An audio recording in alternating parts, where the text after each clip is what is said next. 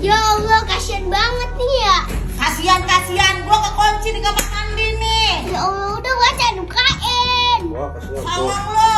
Tolong lu doakan Lu orang kan tua lu. malu. Lebih betah Jadi di lu. lebih betah di situ, Wang. Gua lapar. Cepetan buka, Wil. Video emak-emak terkunci di dalam kamar mandi, viral di media sosial. Selama terkunci, perempuan tersebut malah diledek oleh sang anak dari luar kamar mandi. Dirinya pun terus meminta tolong agar bisa keluar dari ruangan tersebut. Kisah itu diunggah oleh akun TikTok @emak_kriwil1, Senin, tanggal 14 Juni tahun 2021.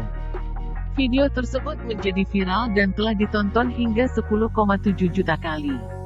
Perempuan yang terkunci di dalam kamar mandi itu bernama Heni, 39, asal Jakarta.